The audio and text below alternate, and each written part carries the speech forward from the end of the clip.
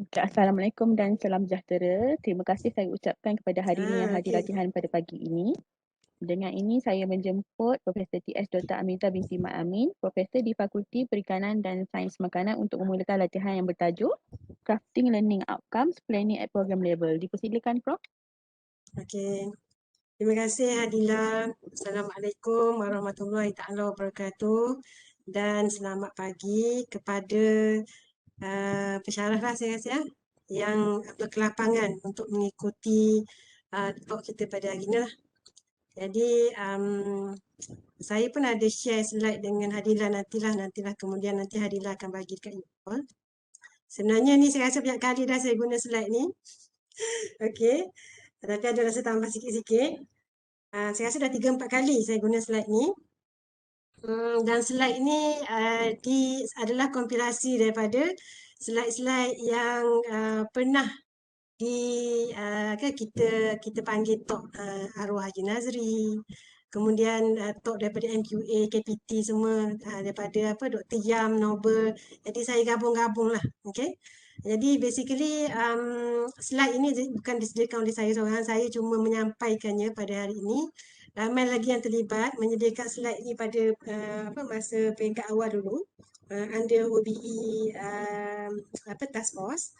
Jadi saya, Dr. Rosliza, Dr. Nur Asma, Dr. Mariam dan juga Prof. Maizura. Okay. Jadi basically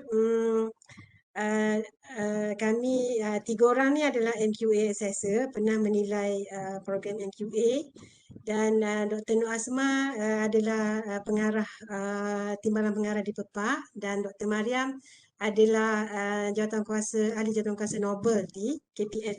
Okay. Jadi adalah sedikit sebanyak pengalaman daripada kami untuk dikongsikan dengan pensyarah-pensyarah di UMT, dan saya berharap pensyarah-pensyarah akan dapat manfaat lah. Okay. Jadi kalau kita tengok tajuk ni planning at program level, sebenarnya bila kita tengok tajuk ni mungkin kita tahu lah ni tak ada kaitan dengan saya ni program level kan. Sebenarnya untuk membentuk menjalankan program akademik tu bukan kerja ketua bidang seorang, bukan kerja dekan seorang, bukan kerja TDA seorang. Dia adalah kerja teamwork. Okey, jadi semua pensyarah perlulah membantu fakulti masing-masing, ketua bidang masing-masing untuk melaksanakan program dengan jayanya, dan untuk menghasilkan bakat-bakat yang akademik, bakat-bakat kita kata bakat kita panggil talent lah kan, talent yang cemerlang untuk agama dunia dan agama negara dan dunia dan akhirat. Betul lah tu juga. Okay, untuk agama dan negara lah, okay, bangsa dan negara.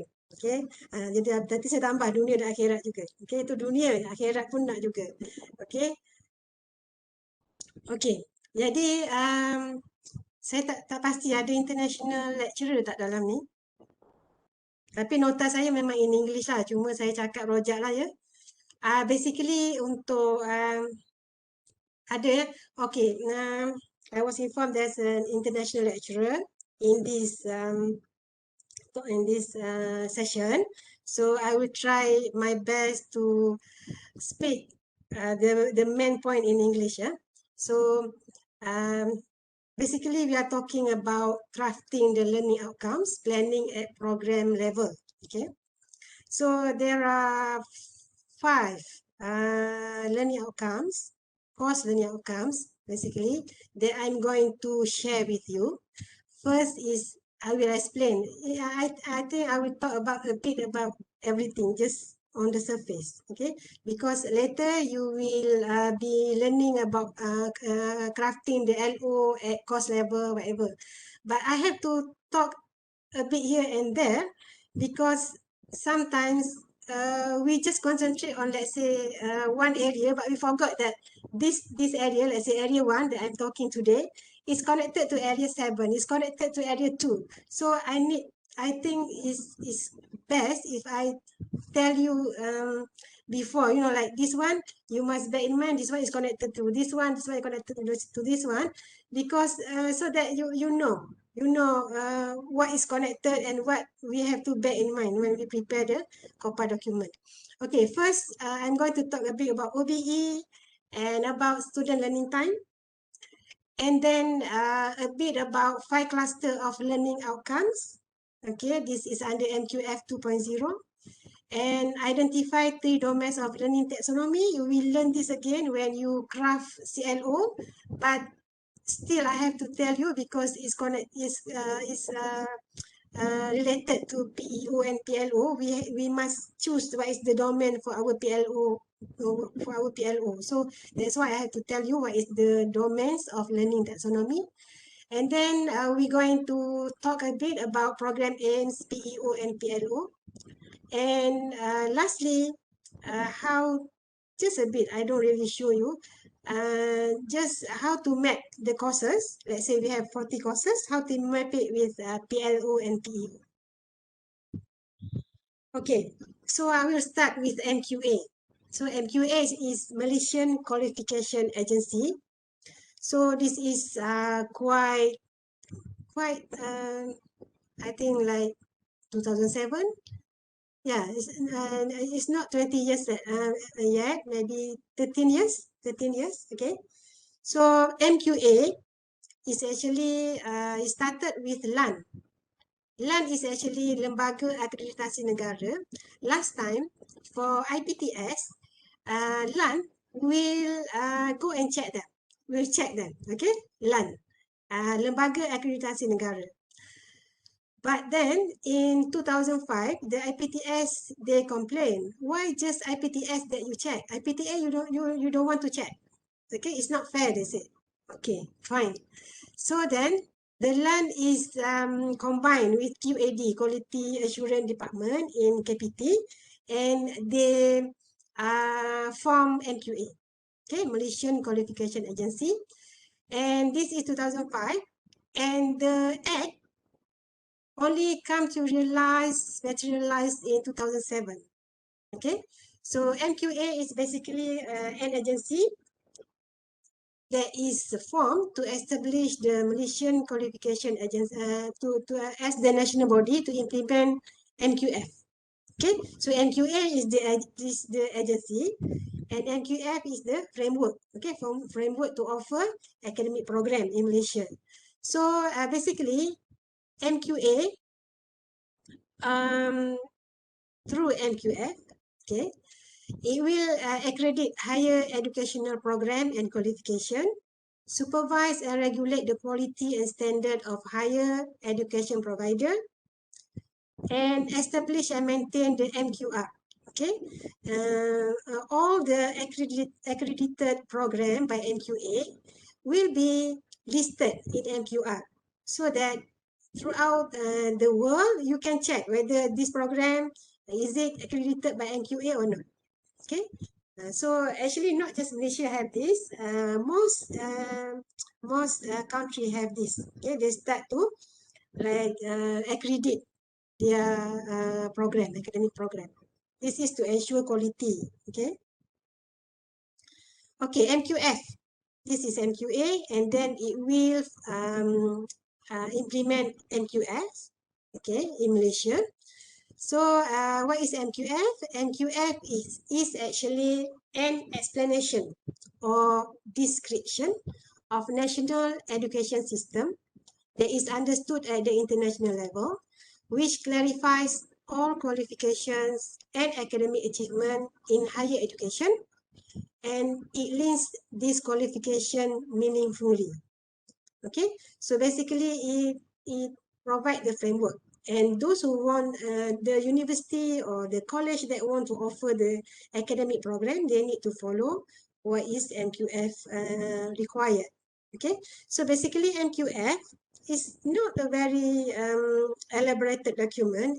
It just tells us about the qualification, learning outcome, how much credit, let's say for master, how many credit, for diploma, how many credit, for bachelor degree, how many credit, and a bit about academic laws. Okay, so first we have to know what is MQF because we need to follow. Okay, so basically in Malaysia, the accreditation of the academic program is done by MQA, not KPT, okay, by MQA. So this is the MQF. Last time we have MQF 1 in 2007, but now they have revised and make it into MQF 2.0 in 2018. So once the MQA introduce new revision, then we have to follow the new one. Normally, MQA will give us some timeline, by what date you have to follow. Okay, so this is the letter from MQA. They give us the date, let's say for a new program that is preparing for provisional accreditation. The date is 1st April 2019. By 1st April, starting 1st April, you have to use the new MQF 2.0. Let's say for the current program, for full accreditation, we call it MQA 02. The document is a bit different because for provisional accreditation, MQA 01 is about planning to offer new program. We haven't implemented yet. But after, let's say 3 years, the program almost finished, then the MQA will come. Okay, they need to come and see whether the implementation is done properly or just on the paper, but it's not really implemented well.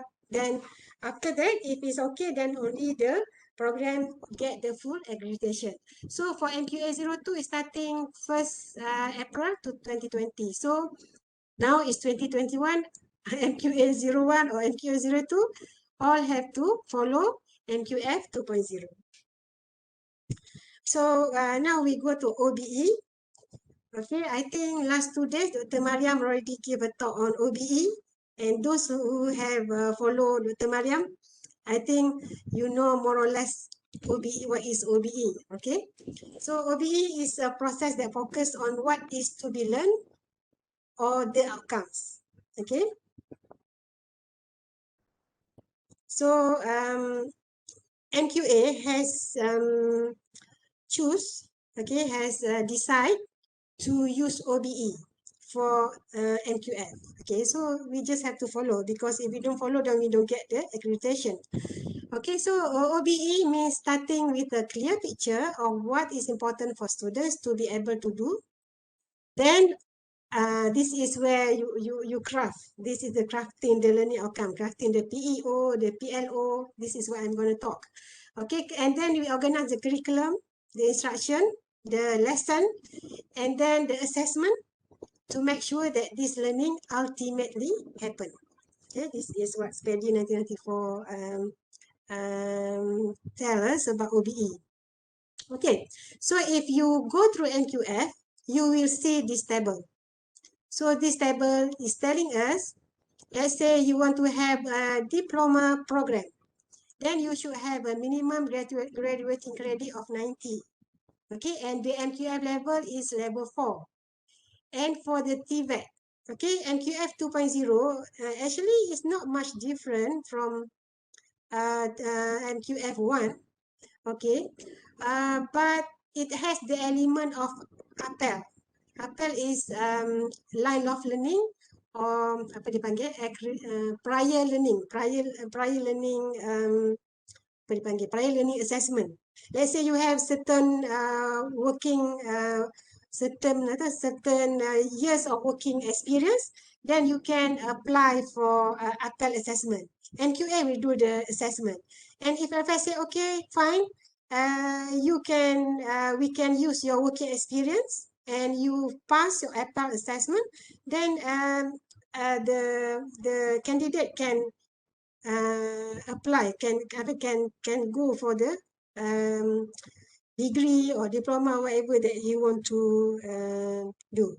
Okay, so this is not here. The APEL is not here in MQF 1, but it's here in MQF 2.0. But I think in UMT we don't really use this. Maybe certain program, maybe for master, but most program in UMT didn't use this APEL. And if you see here, certificate 1 and 2, 3R. 3R mean those who can write, read, and I think counts. Okay, 3R. So this one is actually under Jabatan Pembangunan Kemahiran JPK. Let's say they go to certain course, let's say modular or maybe 1.5 years course or whatever, just by working, let's say working at the restaurant, and then let's say UNT want to do it. Actually, FPSM planning to do this because we have some community project. So we plan to have what we call SLDN. SLDN. Saya tak ingat apa nama dia. Latihan. Latihan duel negara. Duel negara.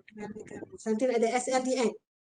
Okay, so that whatever that we have, the course that we have with the community, the community eventually have the certificate, not just go like that. Okay, I ada kursus dengan UQNT tapi tak dapat apa-apa. So now with this, the participant that go through our community program with UNT, we can give them certificate. Okay, but we have to follow JPK, Jabatan Pembangunan Kemahiran guidelines. Okay, later maybe we can do more because those with SDLN that we planning to do, they have the allowance from JPK. I think 500 a month. The JPK will pay them, and UNT also will have some portion. Okay, okay. Okay, so this is the MQF, what they tell us, okay, the minimum graduating credit for certain qualification, okay, and the level, okay. Okay, so this is from MQF 2.0. It written here learning outcome. So if you don't know what is learning outcome, you can just refer to MQF 2.0, okay. So learning outcomes are statements on what students should know, understand, and can do upon successful completion of a period of study, which generally lead to a qualification or part of a qualification. Okay. So dekat MQF ni 4.0 clause 40, the level cluster of specific learning outcomes and credits are external standard and guides the institution into curriculum, teaching, learning, and assessment. So that's why we must use MQF 2.0 as a guiding principle. So many of the learning outcomes are critical cross-field outcomes, generic and relevant in different types of program. It will create an impact on teaching and learning activity and strategies in assessment. Okay. Okay, what is SLT? Bila kita cakap tentang, when we talk about MQF, there is here, it's written here credit. So it's written here, what is the credit, right? So this credit is related to SLT or student learning time. That's why I have to tell you what is student learning time. Because it's related to credit. Okay, if you have any question, you can just ask. No need to wait until the end of this talk. Okay, you can just listed me. Okay, what is SLT? As I told you, it is related to credit. So that's why you have to know about SLT. So basically, SLT is effective learning time or student effort in learning or the learning volume. So normally, SLT is the delivery of the course is carried out in 14 weeks, including lecture, tutorial, seminar, practical, self-study, everything that you need to do within the course. So it is official contact time or face-to-face contact time, plus guided learning time, plus self-study or non-face-to-face, plus assessment time. Okay, this is based on MQF 2011.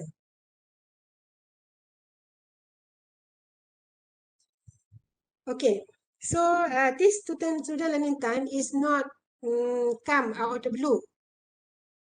It is actually done. It is actually decided by a survey. So NQA has done a survey on 3,000 students, and from the survey, NQA found that and decide that a credit is SLT required to achieve the identified learning outcomes for a particular module at the micro level, which is at the course lah maksudnya, and for the program at the macro level. Okay, so one credit is equal to 40 national, bukan national, 40 notional hours of SLT. So the credit of a course is total SLT divided by 40. Okay, so this notional hours is the time required for an average learner, not the bright student, not the slow student, but the average learner to achieve the learning outcomes through all learning activities. Okay, all of those, the lecture, the laboratory, the group work, self-reflection or whatever. So it is done using for an average learner. Okay. Okay, why SLT? Because NQA asked us to do so. but SLT is a management instrument for both the guided and independent learning. Okay, what is behind that? Okay, a component of time management. SLT promotes ethics and discipline in students' effort towards learning. So if we have a 2 hours lecture and we said student will study for 2 hours, last time we said okay 2 hours, but I think I hear a talk from Prof Suhaimi before this. I think Prof Suhaimi from UiTM, he said the old audit maybe is okay, we just accept as is, but now with the new audit is being, NQA has been around for 13 years and we expect some improvement, and maybe NQA want to see, okay, NQA want to see how that 2 hours of student non-face-to-face time is used, how to ensure that the students study. Maybe as a lecturer, we need to give homework or we need to give assignment, I don't know. So, but it's up to the lecturer to prove, okay, if the audit come again. I think the last audit for UNT is in 2012. So it's been like 8 years that they haven't come. So we have to watch out. Okay, so SLT enhance the skill of lifelong learning, indicator of effort in learning and study smart, educate on how the learning by doing in respect to effort in learning, and it is an effective control of prescribed study duration. So SLT, is important to know about SLT or credit because it is related. It is related to semester system. It is related to minimum graduating credit for a program. It is related to determination of credit for a course, and it is important to when you want to prepare your final exam, you need to fill in the jadual spesifikasi soalan. That's where the SLT plays a role. So as I told you, I cannot just let go SLT, no need to know. I have to tell you SLT, you need to know why and why is it used in the program. So it is interrelated. Okay, so the NQA tell us that it is 14 week, the delivery is 14 week, but the KPT also tell us something about the credit or the semester system, not the credit, the semester system. So NQA has their own requirement, and for KPT, they also have their requirement. But at the KPT level, the academic program have to follow DASA. dasar KPT we have to follow. But garis panduan KPT is not compulsory to follow. Okay, MQA just make it compulsory for the program to follow dasar. Perkeliling or dasar we must follow. Okay, so under dasar JKPT, what is written that I have it. Okay. One long semester is 17 week. 17 week. So this is what Pepak have been doing for us, doing the academic takwim academic. This is what they follow, what JPT stipulated on. Okay, 17 week, 14 week is for teaching, 2 weeks is for exam, and 1 week for study week preparation. And for short semester, it is 9 week. Okay, so basically all university have to follow this dasar JKPT. Okay, but for foundation and master program, it is exempted from following the 20 credit maximum hours for each semester. This is another one for 20 credit is actually from KPT, not from MQA. So KPT said the credit maximum for one semester is just 20 credit hours. Okay, so this is what we've been doing. Okay, so and it's written here 1 year maximum 43 weeks. So all this Pepak have to follow. Okay. Okay, this is the courses versus the SLT. So when you fill in the COPA document, this is one of the document that you need to fill in, which is the list of courses and is SLT. Okay, SLT for lecture, for practical, for student-centered learning, for assignment, whatever. Okay, and this is one of the document that the COPA asks us to prepare. Okay, this is just, I don't want to dwell too much because my slide is quite a lot. This is just the guideline of, lecture. Let's say this is for degree, bachelor degree. So 1 hour lecture is recommended that the student have like 1 to 2 hours for self-study. But if you do a master or PhD program, you can have more because the master and degree program is supposed to have more independent studies compared to bachelor, diploma, or certificates. Okay. So this is just an example. Okay, now I'm jumping to learning outcome. Okay, so learning outcomes is required, is actually stated in MQF 2.0. Okay, so learning outcomes are statement of what students know and can do as a result of their respective courses of study. And another one from Center of Advancement of Teaching and Learning. Learning outcome is a statement of what a learner is expected to know, understand, or be able to do as a result of a learning process. Okay, so we have MQF 1.0, we have MQF 2.0. So from 1.0, we have 9 in UMT, we're talking about UMT. We have 9 LO or PLO. Some people say LO, some people PLO. It doesn't matter as long as you know what I'm talking about.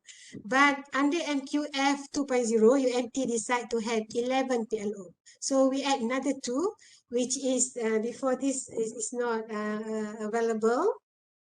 It's just occur in MQF 2.0, which is digital skill and numeracy skill. Okay, so this is the 2 that we add.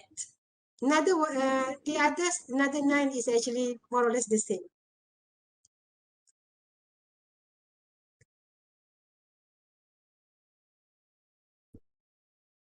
So this is UMT 1, okay, that has been approved by Senate in 2019, October 2019.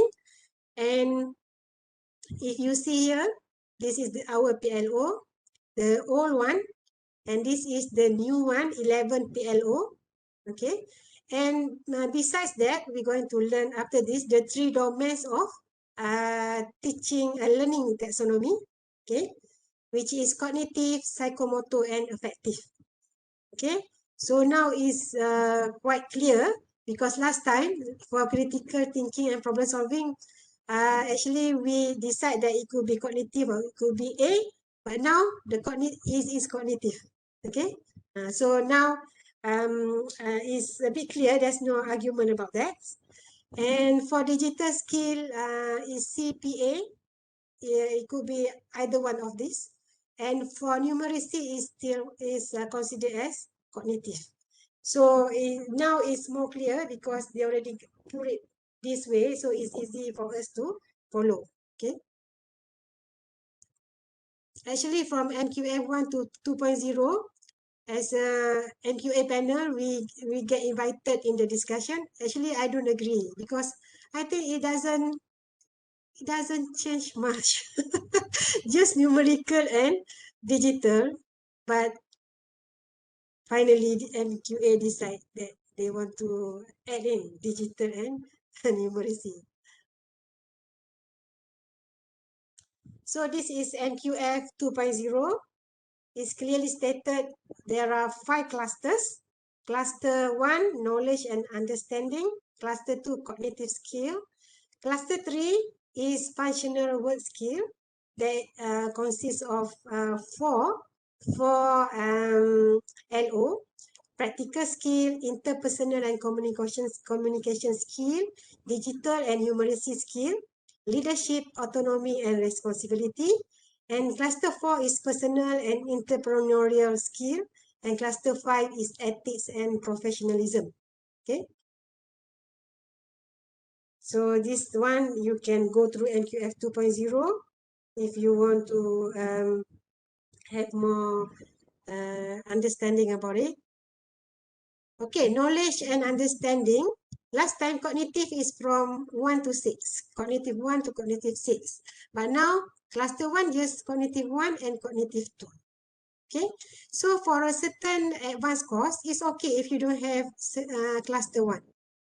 Okay, you can just jump straight away to cluster 2, cluster 3, which is understanding, I think. Understanding, is it? Cognitive skill. Okay.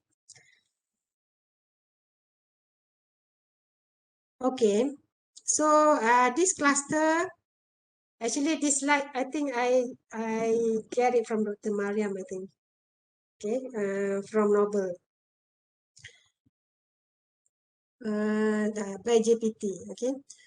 Knowledge and understanding refers to systematic comprehension of theory, concept, principle, facts, ideas, information, whatever, numeracy, okay, practical skill, usage of tool, process, and system. Okay, ini yang dinyatakan, this is what has been stated by NQF 2.0. So,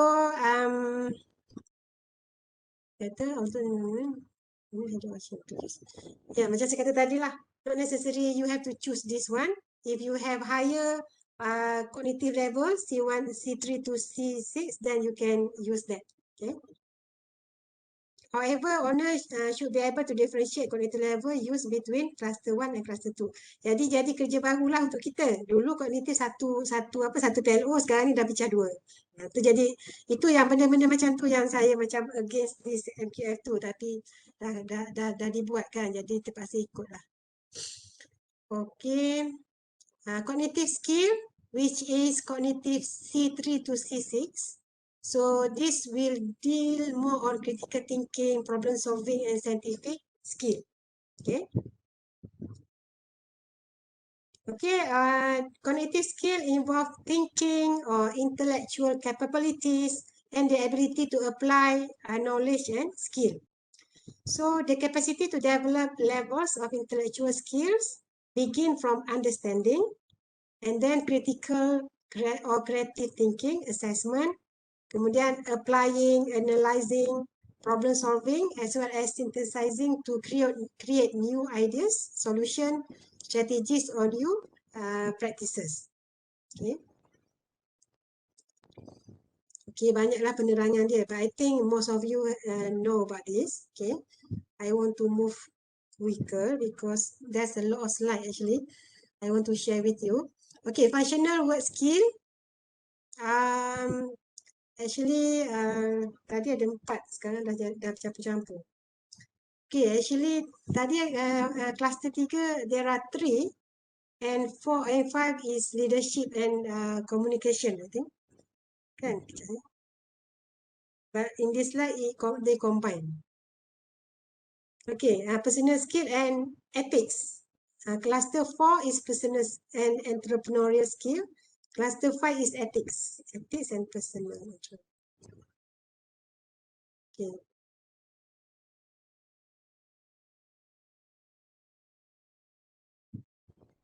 Oh, why it has 6? Because some of the component, like in the slide, digital and numeracy is combined. Now is separated. Oh, so that's why they got 6 instead of 4. Okay. So cluster 3 is functional word skill, practical word skill, interpersonal communication. All this actually is in MQF 1.0 already. Okay. The new one is just digital and numeracy, and leadership is also already there in MQF 1.0. Okay, so digital is use a broad range of information, media, and technology application to support study and or work. And numeracy is use or combine numerical and graphical or visual data for study or work. Jadi ini je yang baru sebenarnya, digital dan numeracy. Yang lain tu sebenarnya sama. Okay, practical skill. The good thing about MQF 2.0 is now the practical in MQF 1.0, the practical definition is not there. But now the practical word skill is more broad. So it's not necessary you have to be in the lab. You can just call it practical skill. You can be anywhere. If you learn something about the job related that the student will going to be when they work later, is also called practical word skill. Okay, so is what we call is a bit more open compared to MQF 1.0. Okay, before this, because it's not stated, so the program is like it's not confident that is this practical, it's just not, you know. But now you can claim under practical. There's a lot of things that you can claim under practical. Okay, so it includes specialized skill, which are set by specific subject, discipline, technical or occupation, related word skill, and professional practice. Okay, let's say kita kata nak ambil minit mesyuarat, how to prepare a minute of meeting. It can be practical if you define it that way. If the work is, let's say, for the degree is, let's say, secretary, let's say. Of course, you need to know how to take the minute, okay? So this one for science program is not that problem, because we have a lot of labs. We can put anything in there. Okay, we can put project, so not a problem. But for social science now, not a problem as well. You can put anything that you think the student must have to be in their career later. Okay, psychomotor. This is, I think, very detailed. Maybe if you go through OBE and MQF 2.0, I think Dr. Mariam will talk more about this. Okay. So psychomotor, basically, you can have many dimensions of psychomotor. Okay. So it's written here: perceptual abilities, response to stimuli, ability to take in information from the environment and react. Fundamental movement, reflect movement, okay, non-discursive communication, for example, body language, gesture, okay, and then skill movement, for example, dancing, acting, or swimming, whatever that you need the student to achieve. And could be physical abilities, for example, fitness, okay. This one may be suitable for sport science course. Okay, so actually is it's written here about science and technology and social science. Okay, so science technology, as I told you, it's not complicated. Mostly, whatever the lab work, we put the psychomotor part. Okay, but we also can do like we have a program in food science. We have a like product development course, so we can have that because it's one of the tasks that our student, our food scientist student, will have to know when they work later. They have to develop new product, whatever. So we can put it as well under psychomotor. Okay. And for social science, it could be organizing an event, creativity, technical or creative writing. It is very wide now. Visual storytelling, advocacy skill, legal research skill, musical performance, all those. So you can have a lot of activity for psychomotor domain. Interpersonal skill, communication skill. Okay, this one I won't go through because it's all domain, all PLO. We have it in NQF 1.0. Digital skill. So digital skill is actually refer to the ability to use information or digital technologies. There are two, right? Digital technologies or information to support work and studies. So the skill includes sourcing, storing information, processing data, using application for problem solving and communication, as well as ethics in applying digital skill. So this is from MQF 2017, MQF 2.0 lah. So from UNESCO, they also have their own definition of digital literacy. Digital literacy is the ability to access, manage, understand, integrate, communicate, evaluate, and create information safely and appropriately through digital devices and network technologies for participation in career and social life. It includes competencies that are variously referred to as computer literacy, ICT literacy, information literacy, and media literacy. Okay. Jadi sekarang ni kalau yang pelajar-pelajar kita ni memang semua high-tech savvy, macam tak ada masalah. Yang masalahnya pensyarah lah. Okay, example of digital skill. Okay, ni dia bagi contoh. How deep or in what aspect we want to assess the student is up to our program needs. So we can decide. If it's for computer science, of course, it's more complicated. Maybe gadget, maybe app development. Okay, but for our student, maybe information literacy, or maybe social media skill, okay, digital collaboration skill, not that high on digital. Okay, so this is also from NQF 2.0. Okay, information literacy. What is it? The ability to store, use, and share information. Being able to process using application for problem solving. Okay, it's not that difficult. Maybe it's suitable for non-computer science student. Okay. And also this one for present. Digital communication skill. That means the ability to generate clear text and content, present ideas or information using digital program, software or internet tools. Okay. As well as engage with others on digital platform. Macam apa? Kalau saya guna Google Doc tu kira macam digital communication skill lah. Sebab yang lain saya tak pandai. Okay, digital design. Yang ni saya rasa ini graphic design semua ni more to maybe orang yang buat design ataupun yang buat computer science lebih complicated lagi lah. Okay. Social media skill. Sekarang ni rasanya tak payah ajar, budak-budak kita memang pandai. Okay.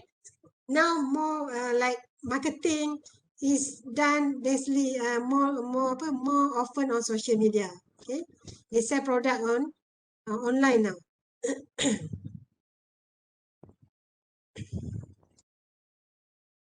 Okay, digital collaboration. Okay, how did we teach our student to do online meeting? Of course, we have online lecture, right? Online team chat room, co-authoring, pakai Google Doc. Okay, social media, shared task, whatever. Okay, attribute of.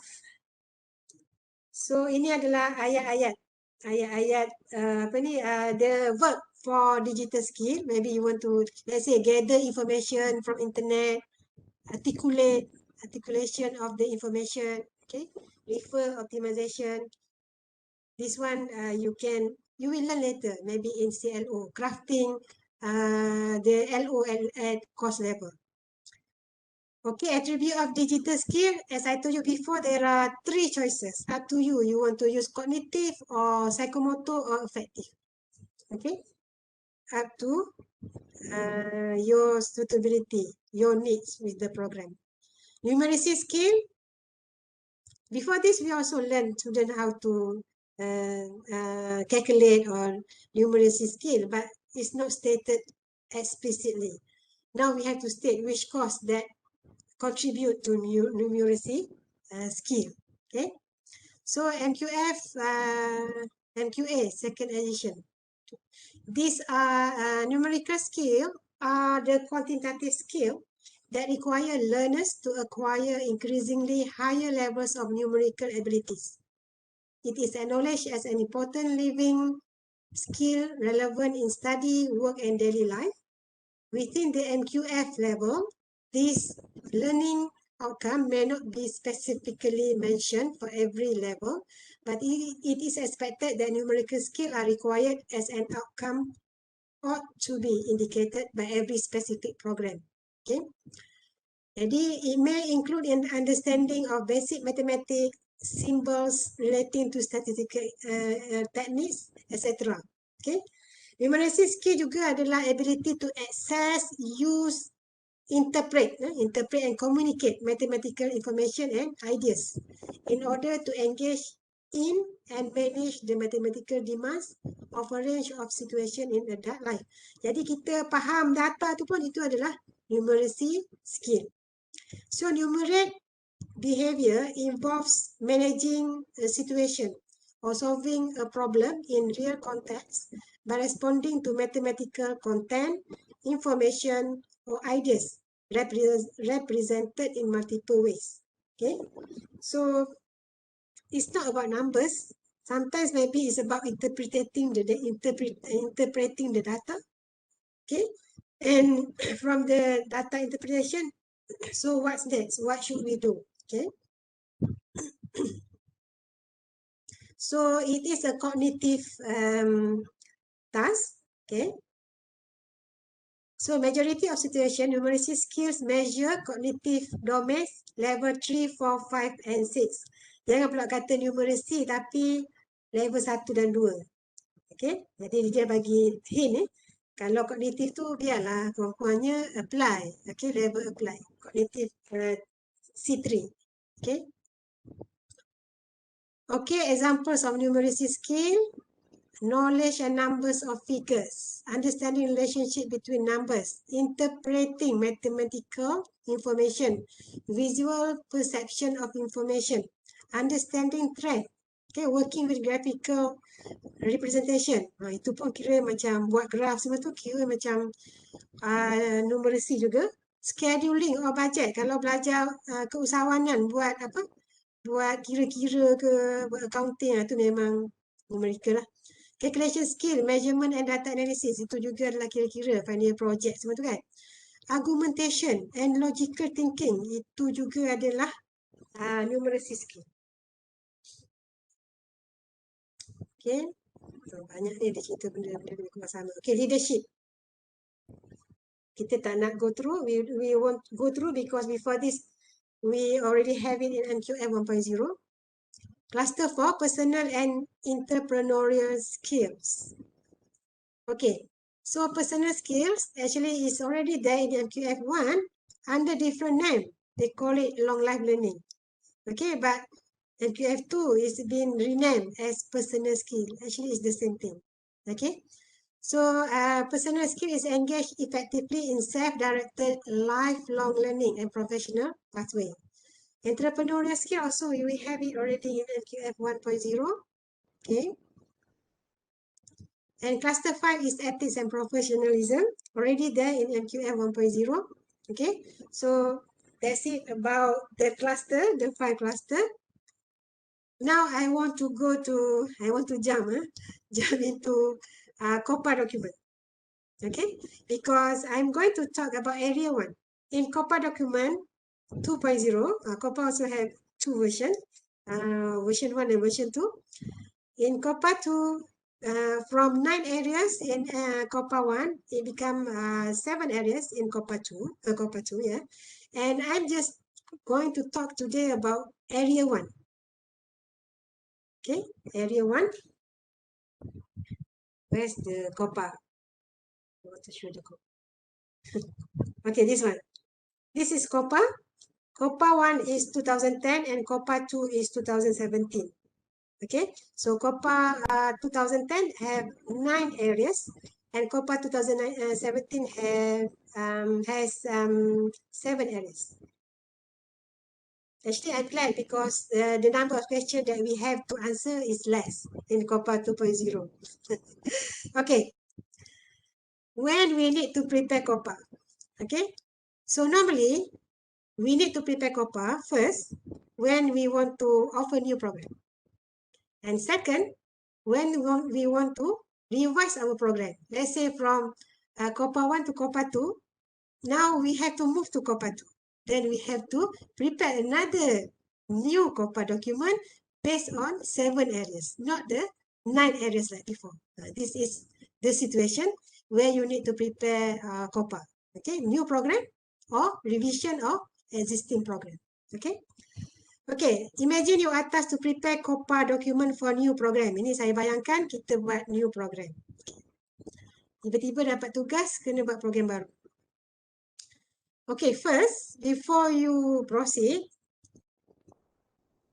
you as apa kita panggil penyelaras program lah kita panggil, must have the qualification or experience regarding the proposed program of subject matter. If it's not your subject matter, if it's not your qualification, you think you're not qualified, then you have the right to say no. Unless itu memang arahan dekan, then you cannot say lah. Okay, then you kena berusaha keras. Okay, last time I think I was tasked to do food technology program when I moved here from USM in 2001. I moved here in December 2001. So in 2002, I start doing food technology program on my own, just one man show. But it's okay for me because it's my field. My first degree is food technology program.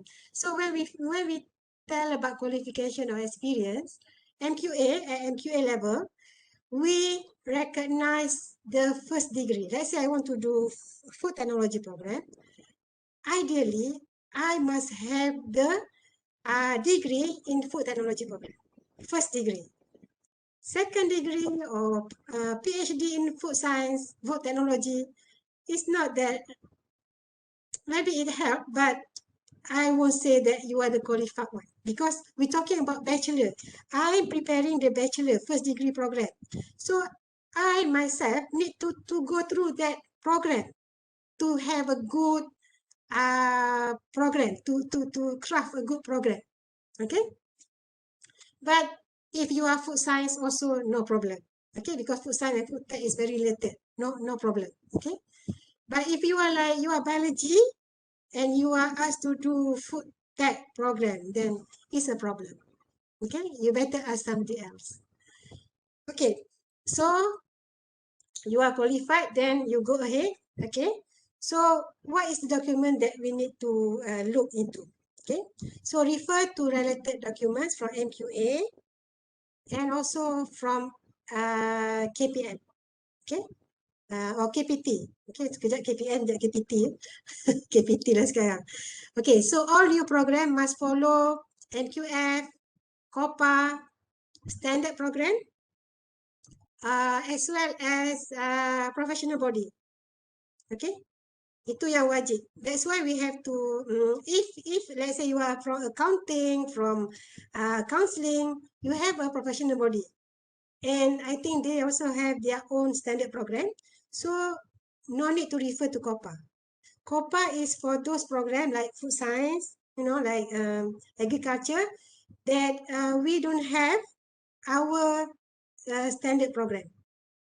Normally, standard program is prepared by professional body plus Majlis Dekan. And then they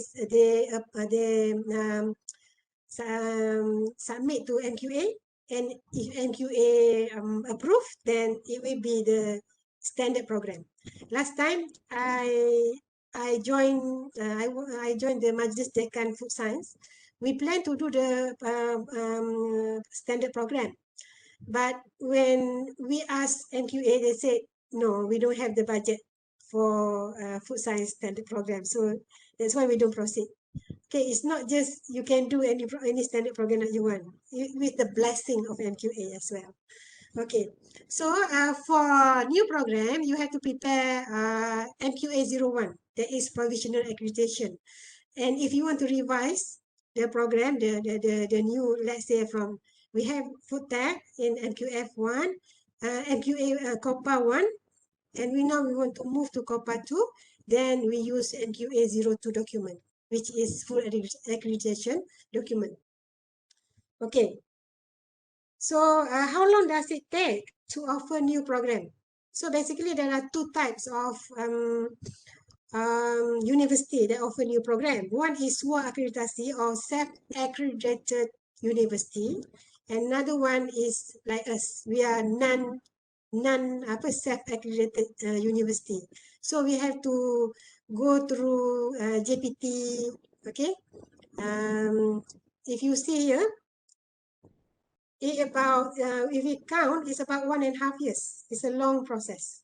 Okay, because we have to go through KPT here. Okay, KPT, LPU, KPT. I think here first, and then here, KPT. Because KPT, in order to offer new program, they need to give you money as well, to give you the budget. Okay, unless you say, okay, no need new budget, I will use our existing budget. But although that's what you tell JPT every time you want to offer new program, but eventually it will not happen. It will cause it will cause an increase in the budget, because you need to hire new lecturer, you need to have new labs. Okay. And in this time of financial difficulty and pandemic, I think it's quite unlikely that KPT approve new program easily. Okay. Okay, which document to refer? This one I take from, I think, KPM book.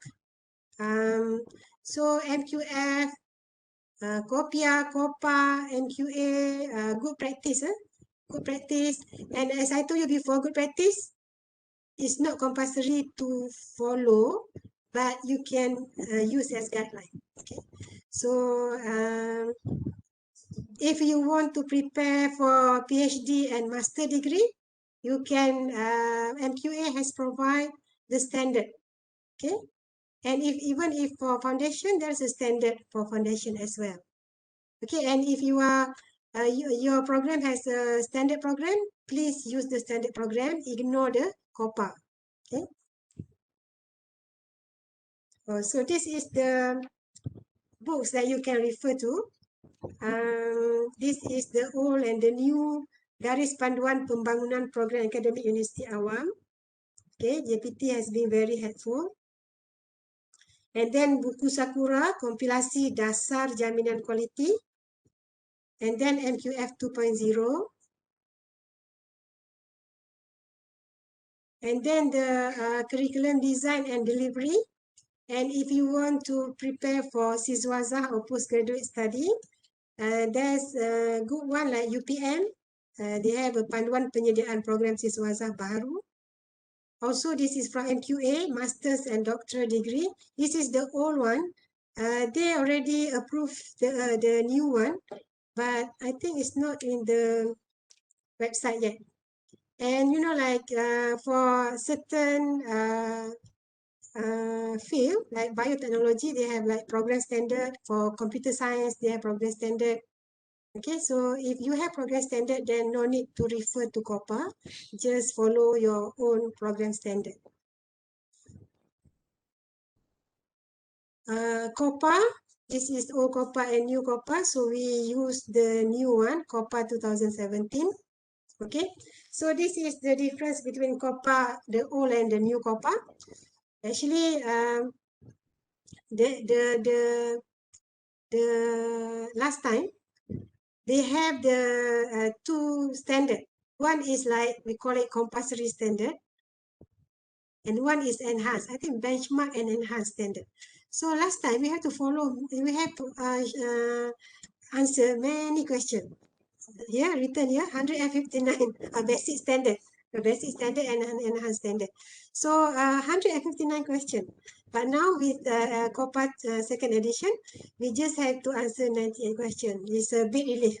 And there is no, ini adalah macam wajib sunat kan? Tak ada sunat-sunat, semua yang wajib je ada.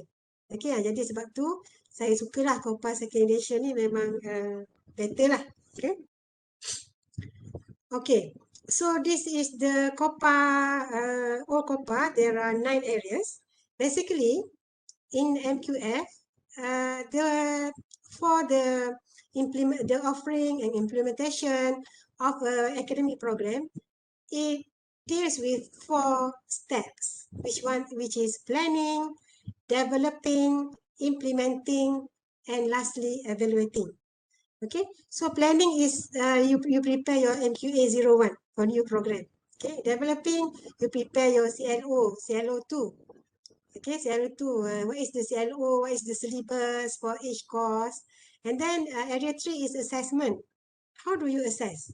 Do you have the rubric? Do you have the answer scheme, whatever? Okay, and then area 4, saya pun tak ingat offhand. Area 4 adalah academic staff. Do you, no, student selection. Okay, student selection, do you, what is your CGPA? Let's say CGPA 3.0, you say, from matrix or from STP. But then when MQA come, you take the student CGPA, let's say 2.5. Then you're going to have a hard time with MQA. MQA is going to grill you. And they may put some I think maybe punishment or whatever to you because it's against the regulation. If you say you want to take CGPA 3.0 and then you take lower than that, it's against. Okay. So academic staff, area 5. Area 5, do you have enough academic staff? Okay. Educational resources. Let's say you want to offer food technology program. Do you have any food processing lab? If you don't have, for the first, second year is fine. You say, I'm going to use outside lab, fine. But if for 10 years you offer the program, there's no lab, food processing lab, then you're going to have problem. Okay, leadership and government, governance. This is area 8, area 7, program monitoring and review, and area 9, CQI. So basically for COPPA second edition, they combine area 7 and 9 to become area 7, area 8 become area 6. Okay, and area 1 is combination of 1 and 2. Area 2 is assessment. All others is the same. Basically, they combine. Okay. So for planning and then developing and then implementation, this is where MQA auditor we see whether you implement. You do what you write down in the COPPA document. Okay, and then the last part is evaluating. Okay, the evaluating part is actually in UNT, not just UNT, actually other university as well. Is quite lacking in evaluating. Okay, we don't really look what whether our CLO, PLO, PEO has been achieved. What is the trend? How to improve it? We don't really scrutinize and do intervention for that. that is something that we need to do. Okay, so this is MQF 2.0 and QA 2.0. It's the same thing, just area. And if you see here, I just put here like area 6 and 7. Okay, because in the question of area 6 is related to area 7. It's related to CQI. So I just put here. And in evidence, all this, entrance survey, exit survey, actually it's related to area 1, 2, 6, and 7. Okay, it's interrelated. You have to answer the question. Okay, so first, for area 1, I'm just talking about area 1 here. Area 1 is program development and delivery. Okay, so for area 1,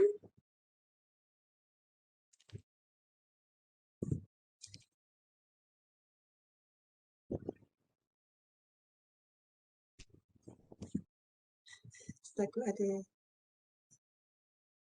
So crafting ends, PEO and PLO are needed. Okay, needed for NQA 01, needed for NQA 02. Okay, so area 1, macam saya kata tadi, program development and delivery. We have to answer the question asked in COPA. Kalau you ada standard program standard, then answer the question in program standard lah. Okay, all program must abide by the requirement of NQA and MOHI, KPT. Details on learning domains and its level are explained in modul pembangunan kemahiran insaniah. Ini lama dulu, tahun 2006. As well as garis panduan pembangunan program akademik Universiti Awam also helps in crafting the LOs.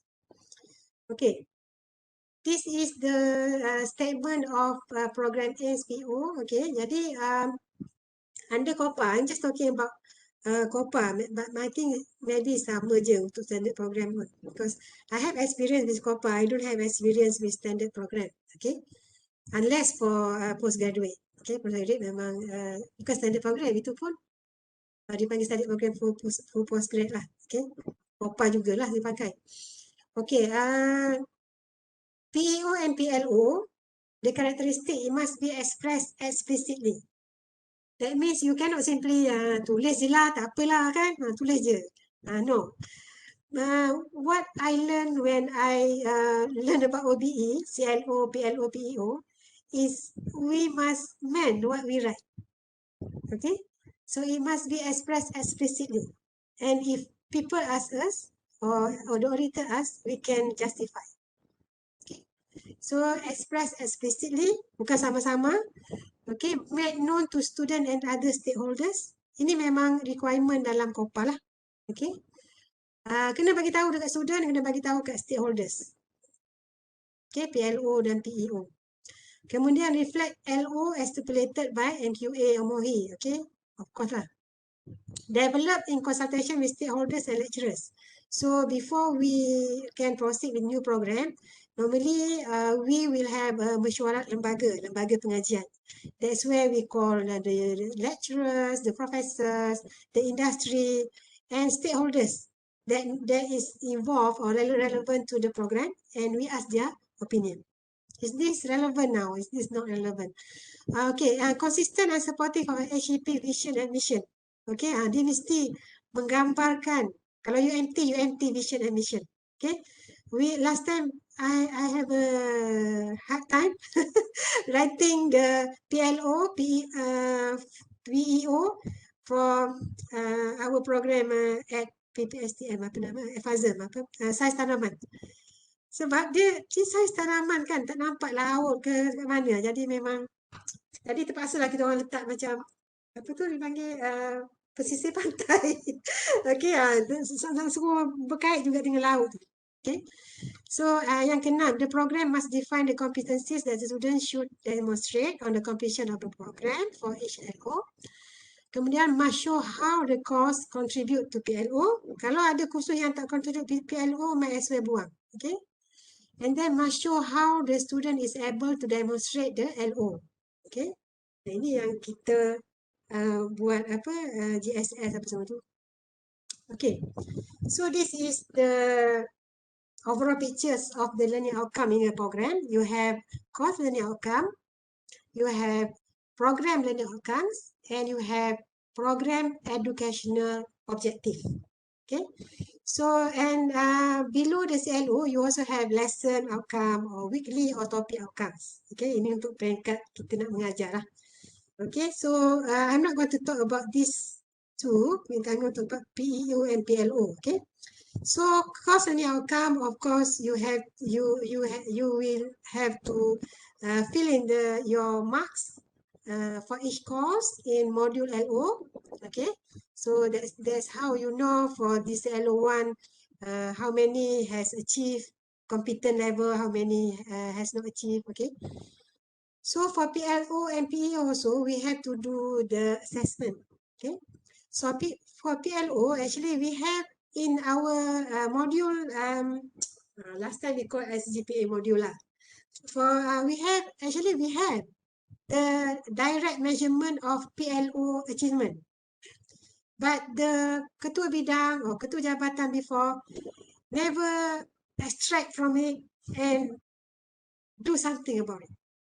Okay, so this is something that we should reflect on and we should improve. Okay, because without the information, without you doing the analysis, you cannot improve, you cannot do CQI. So you have to know, like this batch, what is the PLO attainment based on SGPA, based on module LO. Okay, and besides that, it's not just direct, you also have to do indirect measurement.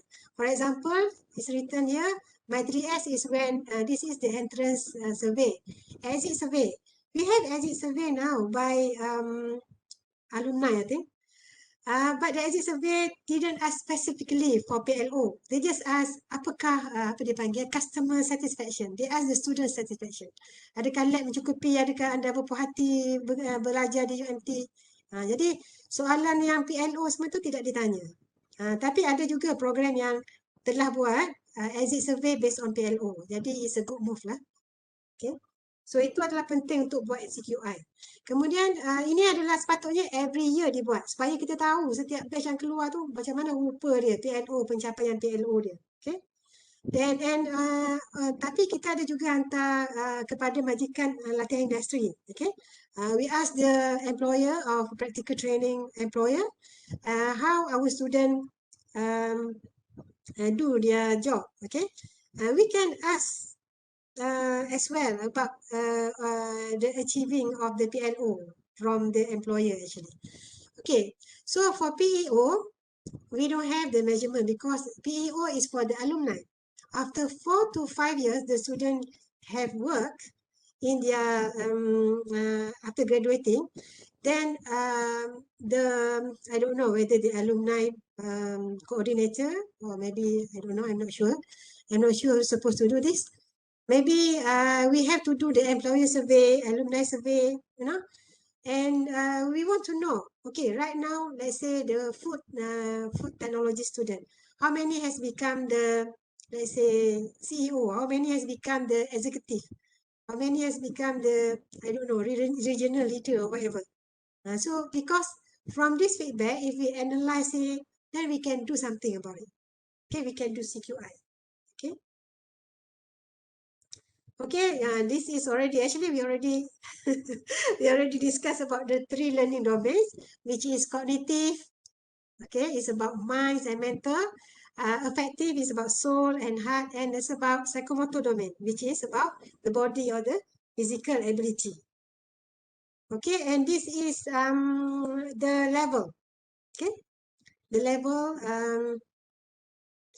of the cognitive domain from C1, cognitive 1 to cognitive 6. And as I told you before, cognitive skill is PLO 1, 3, and 11. That's all. Other PLO, you don't assess for cognitive, you assess for affective or psychomotor. Okay. That's another one actually for digital. Okay, for digital you have the apa dipanggil, the option. Whether you want to have cognitive also you can. Okay. Okay. For psychomotor, actually there are six or seven. 1, 2, 3, 4, 5, 6, 7. Okay. So we must be clear at what level that we are assessing our student. Okay.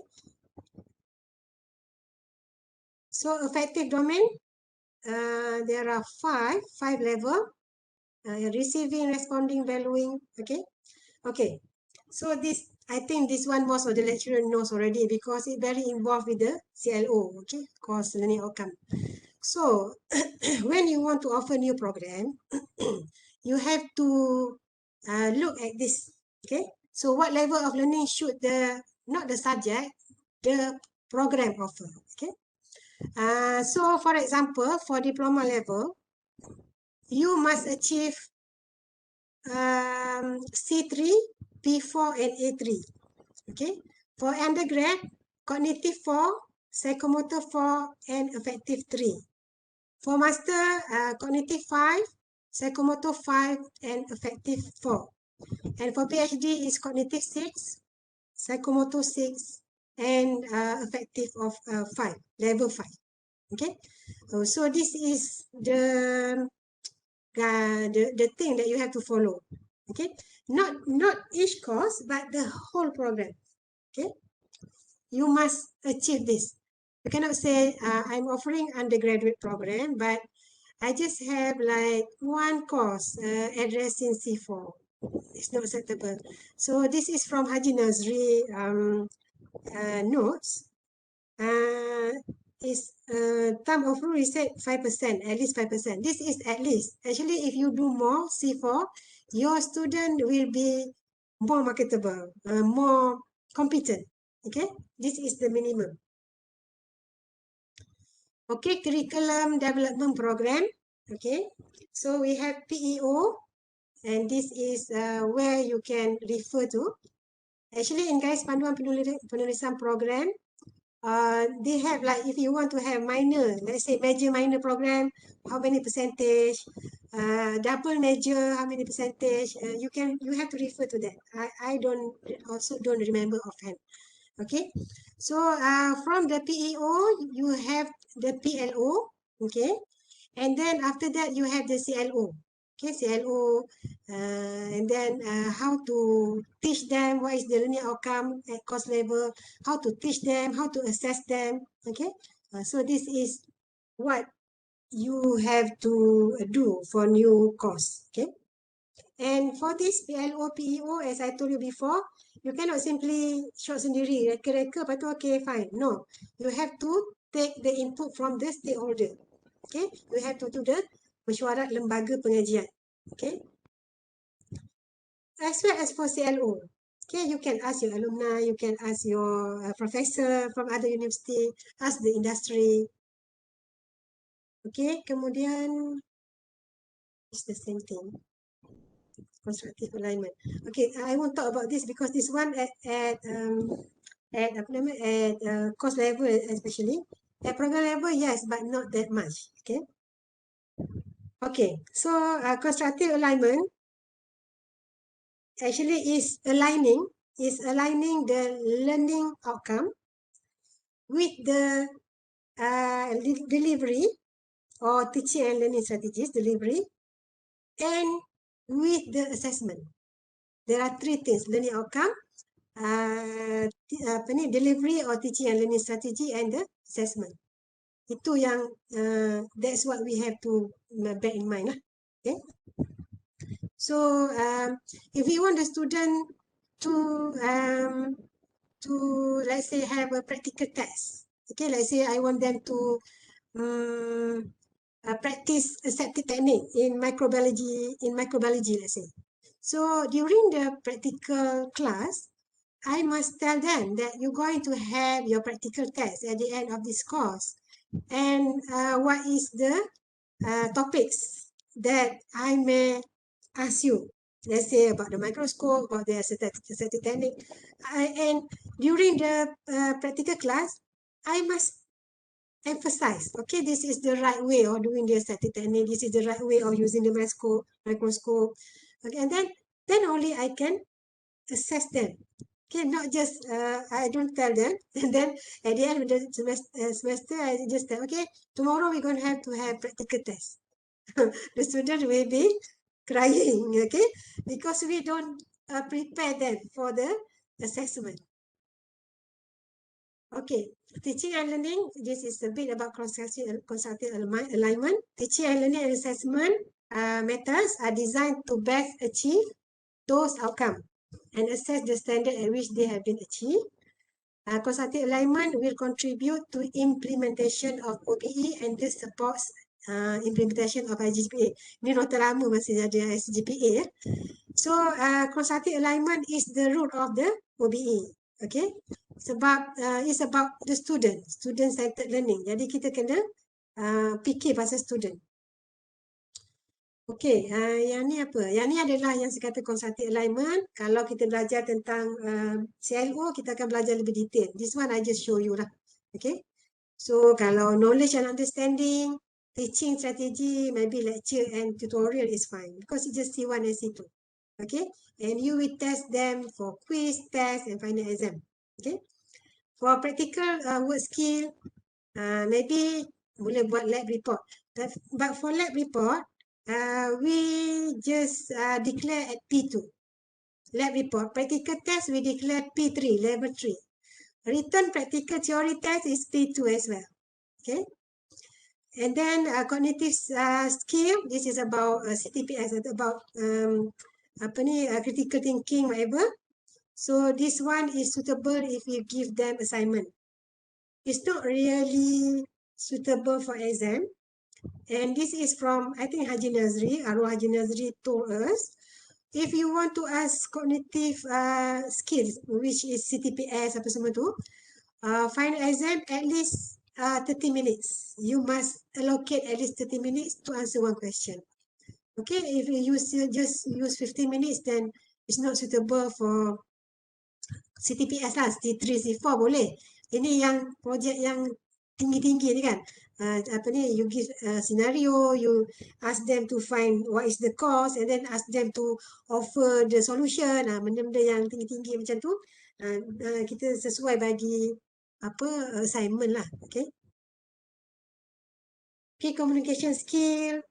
Normally communication skill there are two actually. Ada yang bertulis, ada yang oral and written. Okay.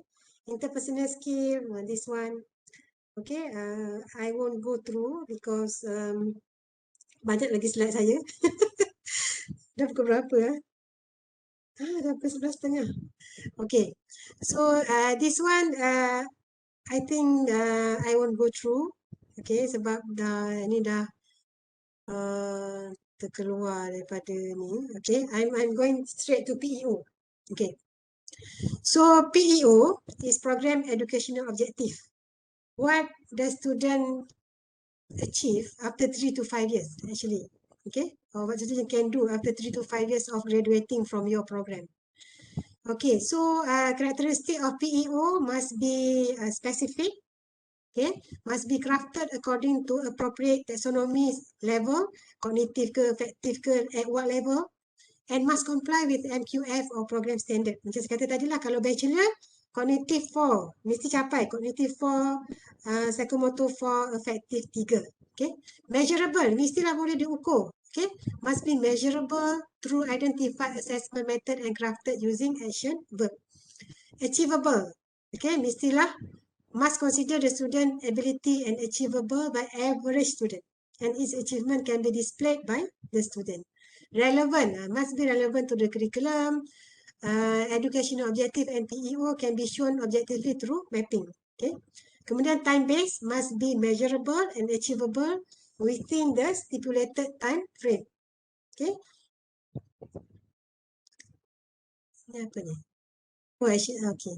Ini adalah sebenarnya general learning outcomes in general. Okay, sorry. Ini adalah learning outcomes in general, bukan PEO saja.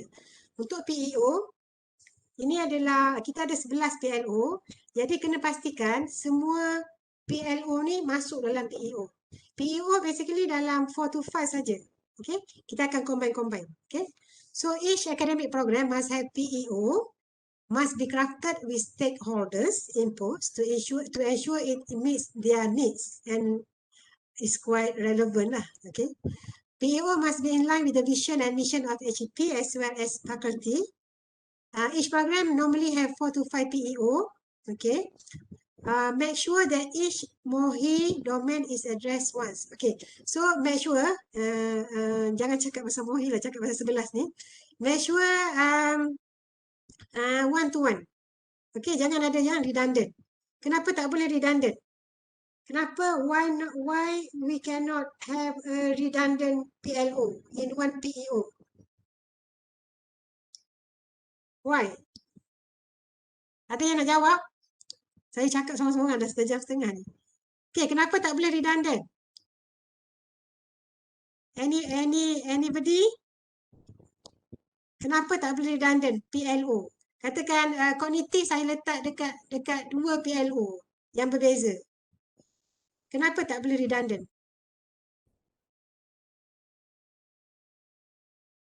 Ada any volunteers?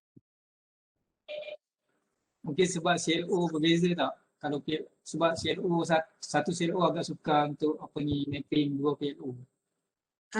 Bukan. Sekarang ni kita tak cakap pasal CLO, kita cakap pasal PLO. PLO ada 11. Dan kita kena mappingkan PLO itu kepada PEO. PEO ada 4 hingga 5 saja. So kenapa tak boleh redundant? Contohnya communication saya letak kat PEO 1 dengan PEO 3 katakan. Kenapa tak boleh redundant? Agak-agak ni lah. Because of PEO ni statement dia should be what should a student achieve after 3 years and then according to the PLO yang kita bagi. Jadi kalau kita ada 2 PLO dia akan jadi different dia punya statement lah. Kalau kita ada kalau kita ada 2 PLO redundant, nanti bila nak buat analisis kita berebut. Faham tak? Katakan kita ada communication dekat PEO 1, kita ukur PEO 1, lepas tu ada communication. PEO 3 pun ada communication. So, takkan nak bagi 2 makan communication tu. Faham tak? Sebab kita akan buat analisis nanti. Jadi sebab tu dia kena one to one. Tak boleh ada redundant. Terima kasih. Tadi siapa yang jawab tu? Sutanuai. Anu. Mungkin lanjutan daripada situ Prof. Hamiza. Ada program sekarang ni, program kita ada dekat program di bawah NQA dan program di bawah MBOT TTEC. Bila kita buat mapping PLO 12 kepada PLO 11 bawah NQF 2.0 dengan PLO 12 bawah TTEC dan kita hadapi pertindihan satu PLO untuk MBOT cover 2 PLO untuk NQF 2.0. Ya, isunya sekarang kursus yang kita tawarkan dalam program MBOT tu ada kursus lain ditawarkan di yang NQA sahaja. Jadi dia jadi macam isu bila kita gabungkan PLO, katakan PLO 1 dia guna PLO 1 dengan PLO 3. Jadi PLO 1 ni load, PLO 3 ni hot. Jadi apabila kita masukkan ke dalam PLO MBOT ni mudahlah sebab dia tak ada hot dengan load kan. Tapi kalau kita nak transfer balik dia jadi sukarlah. Because kita dah masuk susu dengan sirap dan kita nak pecahkan. Jadi air bandung. Jadi air bandung. Macam mana kita nak pecahkan balik kan? Apabila pergi ke NQA, itu yang hadapi dalam program teknologi maritim dengan naval architecture. Tapi dokumen lain-lain ke dokumen sama? Dokumen lain-lain. Lain-lain tak apalah.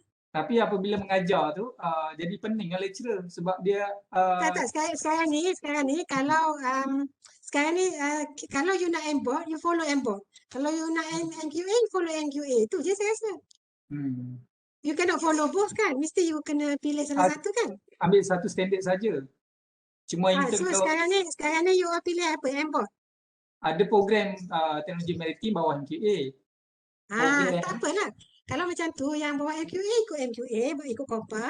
Yang embed tu ikut embed. Tak ada masalah saya rasa. Tapi dia ada perubahan gitulah. Yelah, memang bila kita, sebab tu macam program dekat skul saya, dia orang nak pergi airport, saya kata, kalau kau nak kerja banyak, kau buatlah, kalau kau tak nak, ya. Senang je jawapan saya. Sebab saya pun panel airport juga, panel akreditasi airport. Tapi saya tak nampak lagi lah kepentingan untuk ambil airport sebab kami bukan kursus teknologi sangat. Sebenarnya airport ni more to technical and vocational lah. Okay? Ya, Tak nampak lagi kepentingan. Kalau dia kata siapa ada airport gaji lebih, mungkinlah kita orang buat. Okey, Prof. Okay. Terima kasih. Okay, PEO describe the career and professional accomplishment that program prepare after few years of graduation. Okay, so dekat program saya pun tak buat lagi sebenarnya CQI PEO ni. Dah berapa tahun dah, berapa batch dah budak-budak ni grad tapi tak buat lagi CQI. Itu memang rasa berdosa jugalah kan. Sebab kita tak analyze dan kita tak cuba untuk improve. Okay, sepatutnya budaya quality tu dah jadi macam a part of our work tapi kita tak terbuat. Okay, so 4 to 5 year statement, kemudian usually online inline dengan professional needs. Mesti include yang sebelah lah, saya tak cakap dah 8, 9 ni dah ni nota lama ni. 9 mesti online dengan mission dan university tu. Can include non-measurable verb seperti understand, know, acquire. Untuk CLO tak boleh, tapi untuk PEO boleh. Okay? Macam menguasai bidang boleh. Okay? Untuk PEO tak apa. Tapi untuk CLO minta maaf tak boleh. Okay. Ini ada lagi penerangan. Consider this example, general versus specific. Okay, general dia kata graduate of criminal justice program WP critical thinker. Macam tu je. Tapi kalau kita boleh perincikan lagi lebih bagus lah. Contohnya dia kata graduate of criminal justice program will analyze a current issue in criminal justice, evaluate evidence and construct an argument. Nampak lagi jelas lah kan. Tapi tak salah pun. Cuma macam mana you nak buat, it's up to you lah. Okay.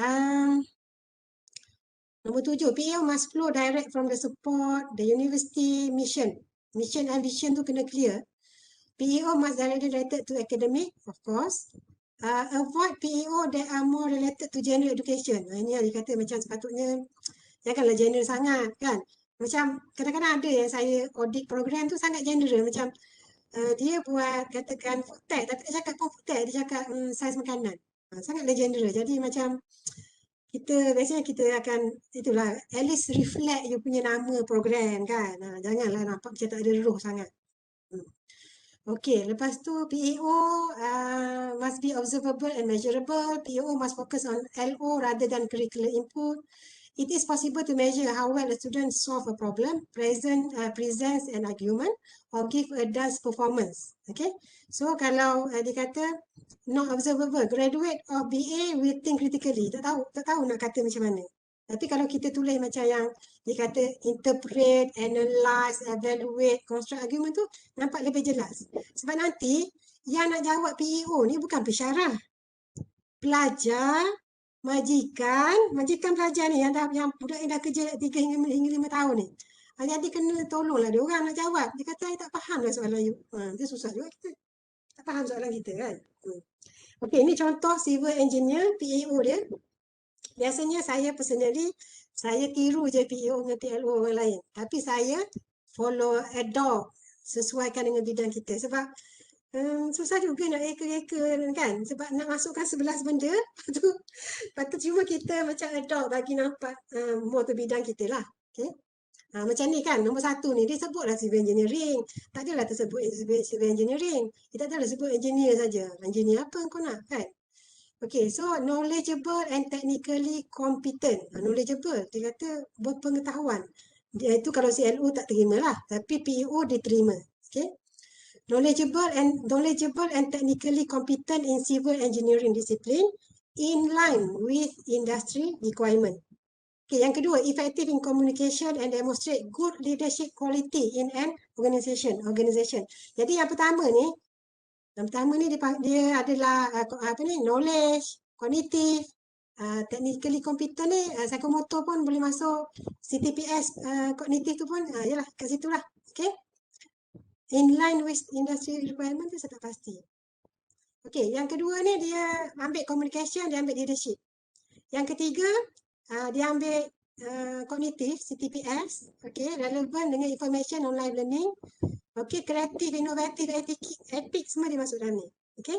Kemudian yang keempat dia ambil entrepreneurship, digital, apa lagi? Recognize long life learning pun ada juga kat sini. Jadi nombor 3 tak ada long life learning, nombor 4 long life learning. Nombor 3 ni lebih kepada kemahiran dia buat kerja. Ada tak yang tertinggal? Okey, you tengok dia punya ni, dia punya PLO ni cukup tak 11? Ada tak yang tertinggal?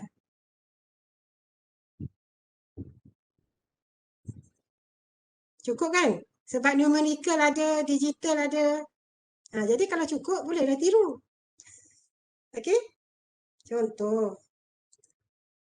Okey, ni accountancy. Ni saya tak tahu daripada slide mana saya ambil, tapi bukan saya buat ni slide orang. Okey, ini contoh accountancy. Ada juga digital. Ada tak numerical? Saya tak nampak numerical. Ada tak numerical?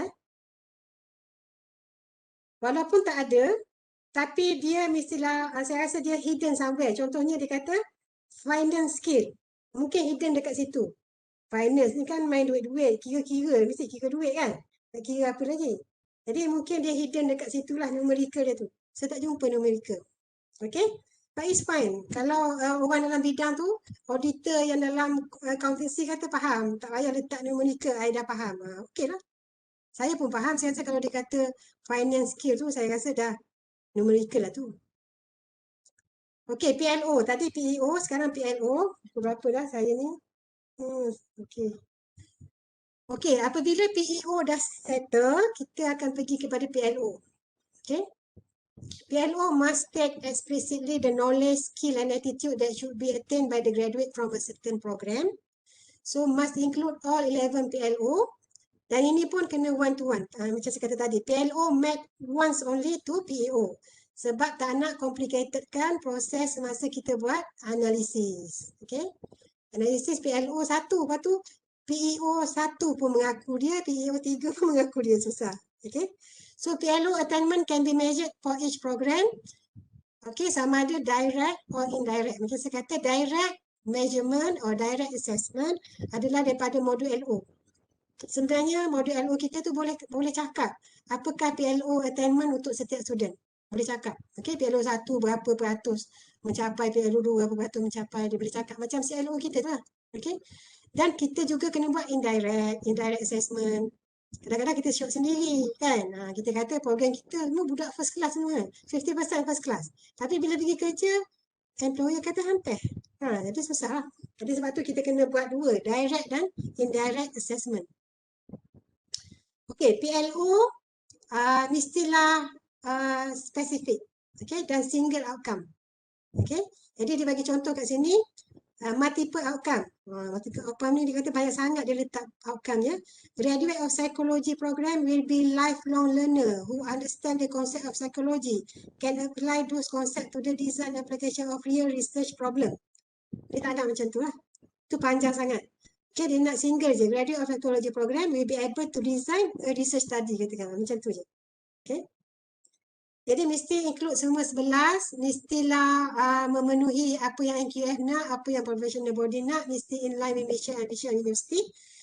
Dan boleh, PLO juga boleh ada non-measurable work. CLO je kena ada semua measurable work. Tapi PLO dengan PEO boleh.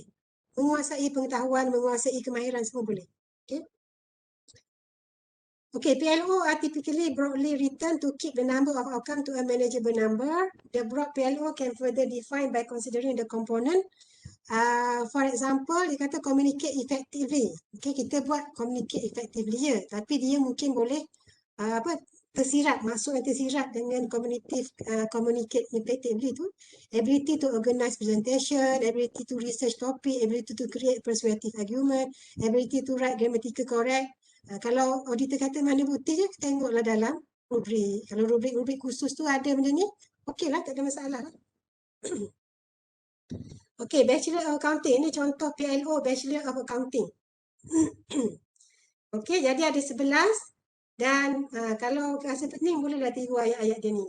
Tapi sesuaikanlah dengan bidang kita.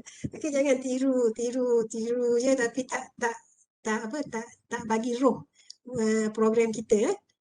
Jadi bolehlah bagi roh program kita.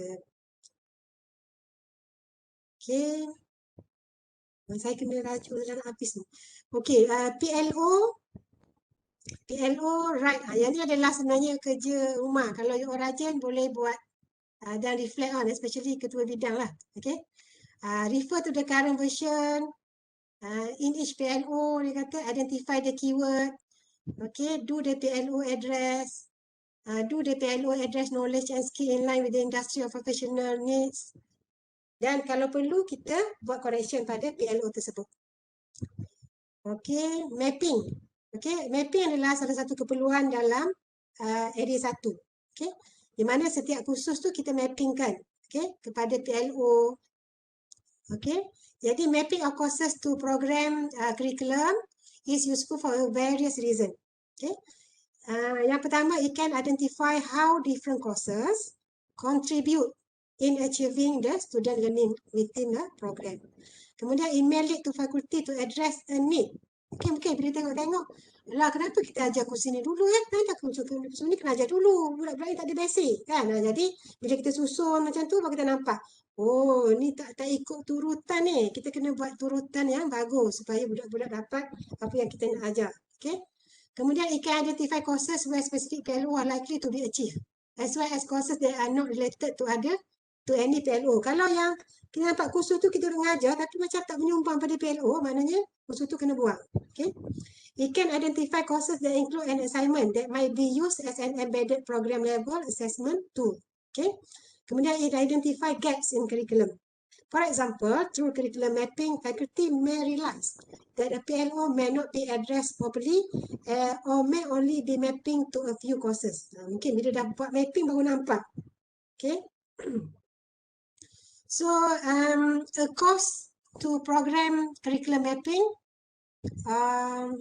cerita benda sama ke ni? Dia ada tambahan lagi ya. Dia mungkin membantu kita to identify courses where specific PLO are likely to be achieved or where it's not related to any PLO.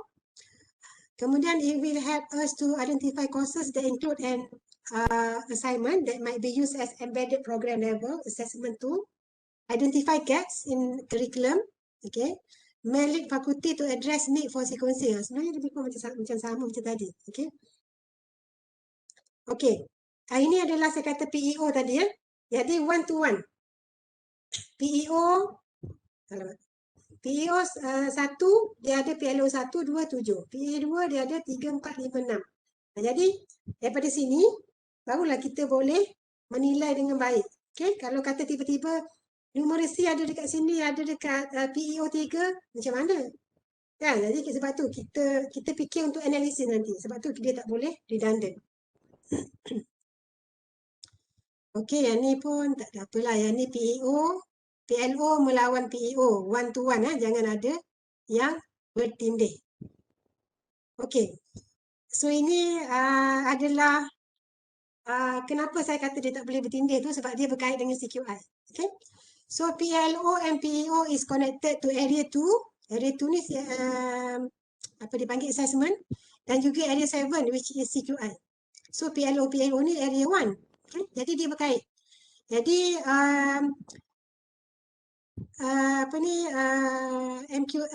COPA dia sebenarnya memerlukan it needs us to do the analysis.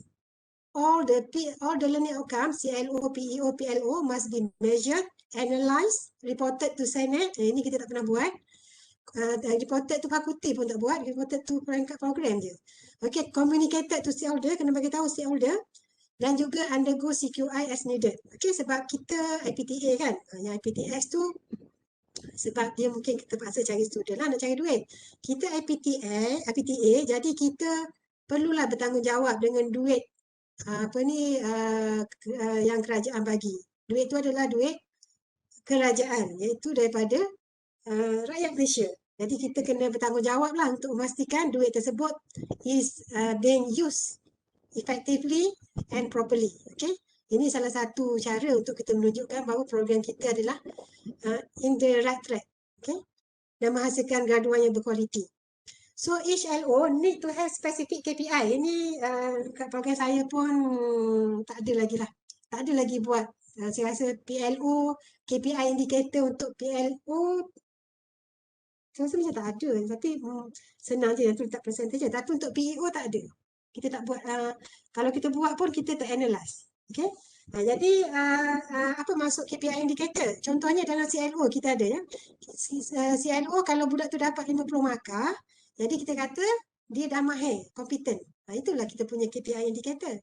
Kalau PLO pun kalau nak senang kita boleh juga guna 50%. Kalau 50% budak tu mencapai, okay, employer dia kata okay, jadi kira mencapai. Okay, tapi PEO macam saya katalah banyak program belum buat lagi. Okay, PEO sebab belum buat lagi kita tengok yang orang lain yang dah buat. Okay, UTHN kalau Google dia ada tulis OBE report. OBE report ni dia laporkan pencapaian CLO, PLO dan PEO dia.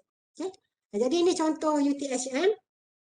Okay, dia ada PEO 1, knowledge technically competent. Okay, jadi dalam tu kan ada PLO. Jadi setiap PLO tu dia letak dia punya KPI indicator. Okay, contohnya pasal apa ini adalah untuk PEO ya, PEO graduate lah. So dia kata 50% of respondent, maknanya pelajar dia lah, alumni dia, have been promoted ataupun offered a better position. Ataupun kalau yang kerja dekat research, 50% of respondent involved in research or construction design project proposal either as member or leader. 2% of respondent are already professional engineer. Itu dia punya pencapaian KPI indicator dia. Ataupun 5% of respondent kalau jadi lecturer kan, 5% of respondent have published paper in conference or journal or written technical report. Dia orang kan engineer ni ada tulis-tulis technical report. Okay. Communication dan leadership. Contoh dia 50% of respondent involved in research, 5% of respondent have published papers in conference. Maknanya itu under communication. 50% of respondent have held leadership position for a task force or project within an organization. Jadi kita pun boleh je tiru yang diorang ni, tapi sesuaikanlah dengan kejaya alumni kita. Okay? Problem solving. 50% of respondent have been involved in construction or design project. 50% respondent have been involved in research project related to civil engineering. Okay? Long life learning dan entrepreneurship. 20% respondent attending professional development course. 5% respondent furthering study. 5% respondent jadi business apa? Venture into business. Jadi businessman lah. Okay? Sama ada self-own ataupun partnership. Jadi ini contoh-contoh KPI indikator yang saya rasa kita kena bergerak lah. Okay? Masing-masing program. Jadi ini adalah reference. Pukul 12 agak. Okay. Okay. Dan saya harap you all you get something from what I talk today. And selain daripada ketua bidang, okay, janganlah rasa ni semua kerja ketua bidang, sebab untuk to run a program is a team effort. Sebab saya pernah jadi ketua jabatan, pernah jadi timbalan dekan, pernah jadi dekan, dan saya rasa jerih payah ketua jabatan, okay, dan sekarang ni ketua bidang lah, untuk menjalankan program, untuk menjayakan program, untuk menambah baik program, untuk buat CQI program. Jadi semua pesyarah perlulah memberikan sepenuh kita kata kerjasama, okay, usaha, effort, is a concerted effort untuk memastikan pelajar-pelajar yang kita hasilkan adalah berkualiti, okay, dan menjadi talent ataupun bakat yang berguna untuk pembangunan negara, okay, supaya negara kita patutnya 2020 tapi belum jadi lagi ya, menjadi negara maju. Okay, jadi janganlah rasa semua kerja program ni kerja ketua bidang. Okay, sebenarnya itu semua kerja pesyarah. Sebab bila kita dah terima amanah jadi pesyarah, kita dah terima semua kerja yang datang dengan amanah pensyarah itu. Pengajarannya, penyelidikannya, community service-nya, penerbitannya, semua kita dah setuju. Okey, dah setuju terima. Dan bila dah setuju terima tu, kita kena usahalah untuk menjayakannya, menjalankannya dengan sedaya upaya kita. Okey. Dan semoga kita punya kerja pensyarah ni okey dikira sebagai amal soleh yang boleh kita bawa nanti jadi currency kat akhirat nantilah kalau untuk Muslim. Okey. Dan itu je lah yang pembakar semangat. Kalau saya kerja ni saya nak rezeki yang halal dan saya nak jadikan kerja saya ibadah, itu saja. Saya pun dah tak lama dah nak pencen. Okey. Jadi any question? Okey, sebab dah nak pukul 12 ni. Prof, saya ada satu soalan berkenaan Ya. dengan lot. Because of kalau kita tengok PLO 1 ni di bawah lot kan. Okey. Dan dia disyorkan C1 sampai C2 je kalau Ya. untuk mapping. Adakah sesuai untuk level degree C1, C2 ni? Sebab kalau Sesuai. Okey, Okey, sebab kalau kita tengok macam PEO achievement tadi UTHM knowledge dia dia mapping banyak tu 50% dan sebagainya. Dan itu PEO lah. sebab knowledge ni adalah PEO 1. Dia macam yang saya cakap tadi, untuk kursus yang sasar, contohnya kita belajar asas statistik, kita ajar asas biologi, sesuai lah yang kursus-kursus tu 1-2. Tetapi kalau kursus advance, kita dah ajar kita research methodology, tak sesuai lah 1-2, itu dah 3-4 kan. Jadi kita kan maksud saya bukan semua kursus tu kena ada 1-2. Kalau kursus tu kursus advance, buatlah hot, janganlah buat lot. Tapi isunya Prof sekarang audit yang kita dapat banyakkan komen sama je. Untuk PLO 1 ni disyorkan C2 ke bawah because lot. Oh, tapi kalau based on apa yang saya present tadi, tidak perlu kita lihat sebagai program in whole. Okey. Jadi tidak perlulah semua kalau program advance awak nak letak juga C1. Not necessary. Tadi saya ada tunjuk tadi. Ya. Jadi tak perlu sebenarnya. Yang basic-basic boleh letak lot, tapi yang advance tak perlu letak lot, letak hot. Kalau tak pandai budak-budak kita ni, lot all the way. Mana tadi saya ada tunjuk tadi. Sebab itu teguran audit yang kita dapat kan. Yang tu saya tak ada komen sebab itu komen maybe boleh tanya balik. Saya biasanya ni dalaman je. Ni audit dalaman kan? Audit dalaman kan? Audit dalaman Prof. Audit dalaman. Audit dalaman boleh je tanya balik. Apa maksud you?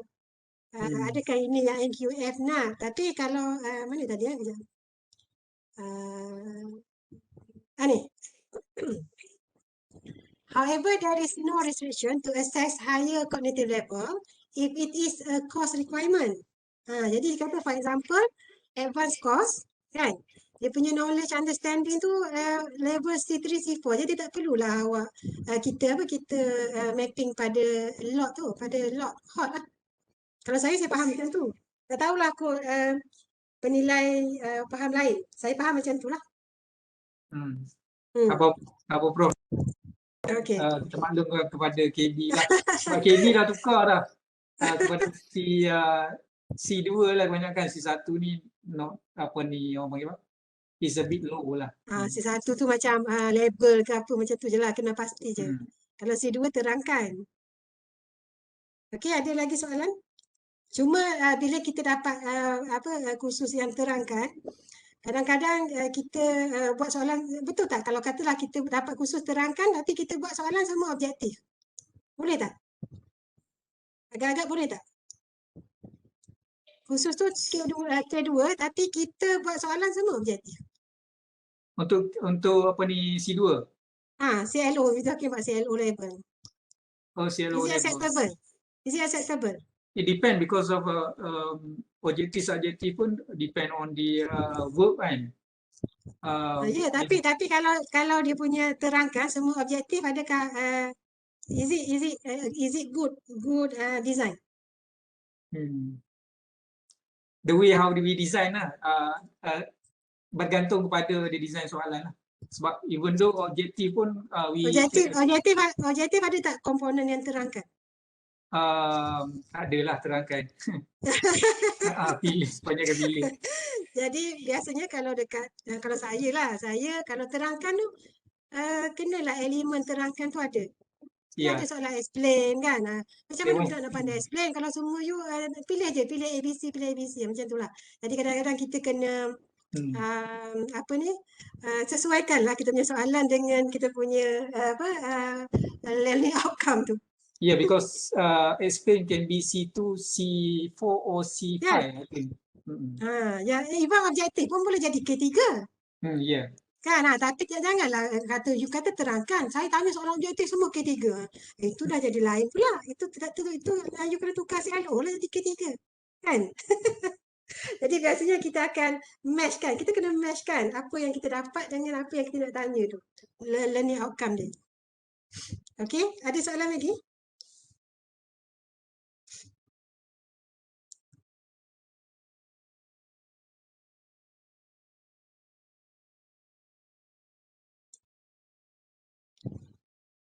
Any more question?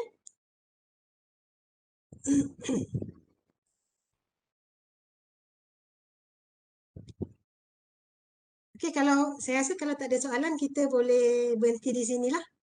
Okay.